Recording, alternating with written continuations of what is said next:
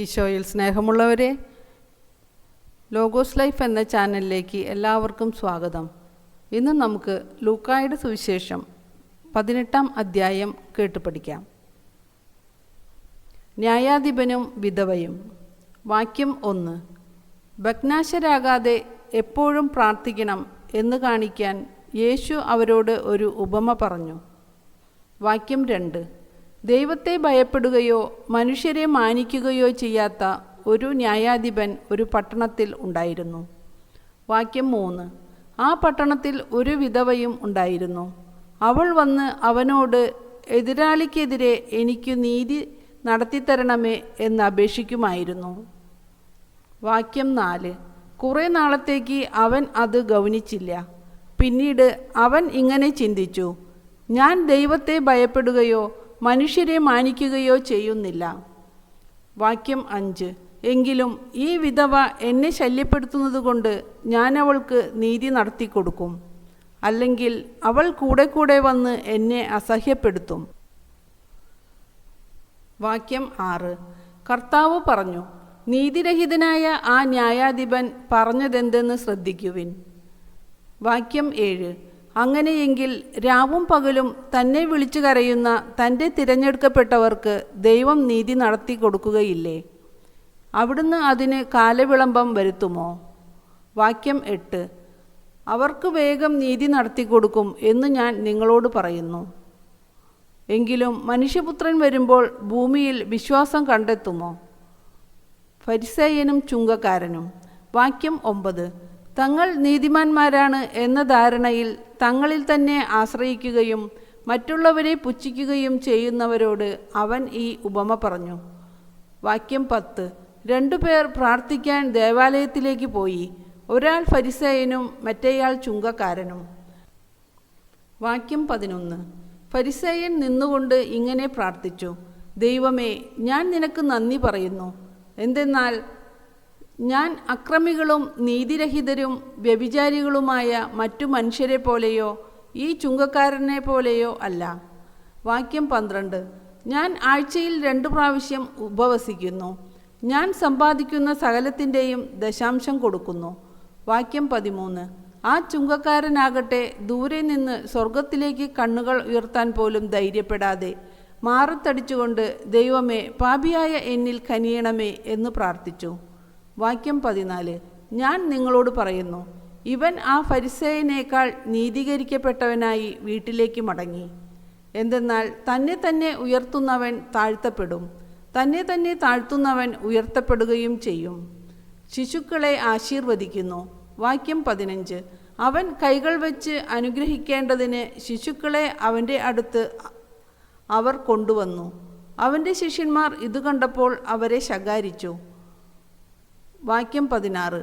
എന്നാൽ യേശു അവരെ തൻ്റെ അടുത്തേക്ക് വിളിച്ചിട്ട് പറഞ്ഞു, ശിശുക്കൾ എൻ്റെ അടുത്ത് വരാൻ അനുവദിക്കുവിൻ, അവരെ തടയരുത്. എന്തെന്നാൽ ദൈവരാജ്യം അവരെ പോലെയുള്ളവരുടേതാണ്. വാക്യം 17. സത്യമായി ഞാൻ നിങ്ങളോട് പറയുന്നു, ശിശുവിനെ പോലെ ദൈവരാജ്യം സ്വീകരിക്കാത്ത ആരും അതിൽ പ്രവേശിക്കുകയില്ല. ധനികനായ മനുഷ്യൻ. വാക്യം 18. ഒരു അധികാരി അവനോട് ചോദിച്ചു, നല്ലവനായ ഗുരു, നിത്യജീവൻ അവകാശമാക്കാൻ ഞാൻ എന്തു ചെയ്യണം? വാക്യം 19. യേശു പറഞ്ഞു, എന്തുകൊണ്ടാണ് നീ എന്നെ നല്ലവൻ എന്ന് വിളിക്കുന്നത്? ദൈവം അല്ലാതെ നല്ലവനായി മറ്റാരുമില്ല. വാക്യം 20. പ്രമാണങ്ങൾ നിനക്കറിയാമല്ലോ.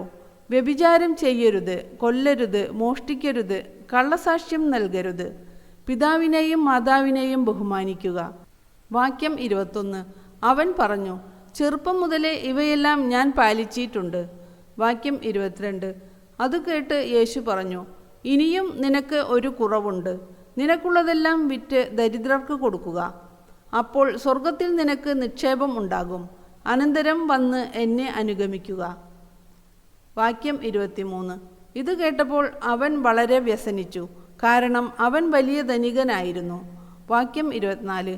യേശു അവനെ നോക്കിക്കൊണ്ട് പറഞ്ഞു, സമ്പത്തുള്ളവർ ദൈവരാജ്യത്തിൽ പ്രവേശിക്കുന്നത് എത്ര ദുഷ്കരം. വാക്യം 25. ധനികൻ ദൈവരാജ്യത്തിൽ പ്രവേശിക്കുന്നതിനേക്കാൾ എളുപ്പം ഒട്ടകം സൂചിക്കുഴയിലൂടെ കടന്നു പോകുന്നതാണ്. വാക്യം 26.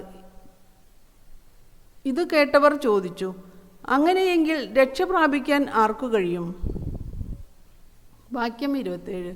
അവൻ പറഞ്ഞു, മനുഷ്യർക്ക് അസാധ്യമായത് ദൈവത്തിന് സാധ്യമാണ്. വാക്യം 28. പത്രോസ് പറഞ്ഞു, ഇതാ ഞങ്ങൾ സ്വന്തമായവയെല്ലാം ഉപേക്ഷിച്ചു നിന്നെ അനുഗമിച്ചിരിക്കുന്നു. വാക്യം 29. യേശു പ്രതിവചിച്ചു, സത്യമായി ഞാൻ നിങ്ങളോട് പറയുന്നു, ദൈവരാജ്യത്തിനു വേണ്ടി വീടിനെയോ ഭാര്യയെയോ സഹോദരന്മാരെയോ മാതാപിതാക്കളെയോ സന്താനങ്ങളെയോ ഉപേക്ഷിച്ചവരിലാർക്കും. വാക്യം 30. ഇക്കാലത്തു തന്നെ അവ അനേകമടങ്ങ് ലഭിക്കാതിരിക്കുകയില്ല. വരാനിരിക്കുന്ന കാലത്ത് നിത്യജീവനും. പീഡാനുഭവവും ഉത്ഥാനവും മൂന്നാം പ്രവചനം. വാക്യം 31. അവൻ 12 പേരെയും അടുത്തു വിളിച്ചു പറഞ്ഞു, ഇതാ നമ്മൾ ജെറുസലേമിലേക്ക് പോകുന്നു. മനുഷ്യപുത്രനെ പറ്റി പ്രവാചകന്മാർ വഴി എഴുതപ്പെട്ടതെല്ലാം പൂർത്തിയാകും. അവൻ വിജാതീയർക്ക് ഏൽപ്പിക്കപ്പെടും. വാക്യം 32. അവർ അവനെ പരിഹസിക്കുകയും അപമാനിക്കുകയും അവൻ്റെ മേൽ തുപ്പുകയും ചെയ്യും. വാക്യം 33. അവർ അവനെ പ്രഹരിക്കുകയും വധിക്കുകയും ചെയ്യും. എന്നാൽ 3-ാം ദിവസം അവൻ ഉയിർത്തെഴുന്നേൽക്കും. വാക്യം 34. ഇക്കാര്യങ്ങൾ ഒന്നും അവർ ഗ്രഹിച്ചില്ല. ഈ പറഞ്ഞതിൻ്റെ പൊരുൾ അവരിൽ നിന്ന് മറയ്ക്കപ്പെട്ടിരുന്നു. അവൻ സംസാരിച്ചവ അവർ മനസ്സിലാക്കിയതുമില്ല. അന്ധനു കാഴ്ച നൽകുന്നു. വാക്യം 35. അവൻ ജെറീക്കോയെ സമീപിച്ചപ്പോൾ ഒരു കുരുടൻ വഴിയരികിലിരുന്ന് ഭിക്ഷ യാചിക്കുന്നുണ്ടായിരുന്നു. വാക്യം 36. ജനക്കൂട്ടം കടന്നുപോകുന്ന ശബ്ദം കേട്ട് എന്താണ് സംഭവിക്കുന്നതെന്ന് അവൻ അന്വേഷിച്ചു. വാക്യം 37. നസറായനായ യേശു കടന്നു പോകുന്നു എന്ന് അവർ പറഞ്ഞു. വാക്യം 38. അപ്പോൾ അവൻ വിളിച്ചു പറഞ്ഞു, ദാവീദിൻ്റെ പുത്രനായ യേശുവേ, എന്നിൽ കനിയണമേ. വാക്യം 39. മുമ്പേ പോയിക്കൊണ്ടിരുന്നവർ നിശബ്ദരായിരിക്കാൻ പറഞ്ഞ് അവനെ ശകാരിച്ചു. അവനാകട്ടെ കൂടുതൽ ഉച്ചത്തിൽ, ദാവീദിൻ്റെ പുത്ര, എന്നിൽ കനിയണമേ എന്ന് നിലവിളിച്ചുകൊണ്ടിരുന്നു. വാക്യം 40. യേശു അവിടെ നിന്നു അവനെ തൻ്റെ അടുത്തേക്ക് കൊണ്ടുവരാൻ കൽപ്പിച്ചു. വാക്യം 41. അവൻ അടുത്തു വന്നപ്പോൾ യേശു ചോദിച്ചു, ഞാൻ നിനക്ക് വേണ്ടി എന്തു ചെയ്യണമെന്നാണ് നീ ആഗ്രഹിക്കുന്നത്? അവൻ പറഞ്ഞു, കർത്താവേ, എനിക്ക് കാഴ്ച വീണ്ടു കിട്ടണം. വാക്യം 42. യേശു പറഞ്ഞു, നിനക്കു കാഴ്ചയുണ്ടാകട്ടെ, നിന്റെ വിശ്വാസം നിന്നെ രക്ഷിച്ചിരിക്കുന്നു. വാക്യം 43. തൽക്ഷണം അവന് കാഴ്ച ലഭിച്ചു. അവൻ ദൈവത്തെ മഹത്വപ്പെടുത്തിക്കൊണ്ട് യേശുവിൻ്റെ പിന്നാലെ പോയി. ഇതുകണ്ട് എല്ലാവരും ദൈവത്തെ സ്തുതിച്ചു.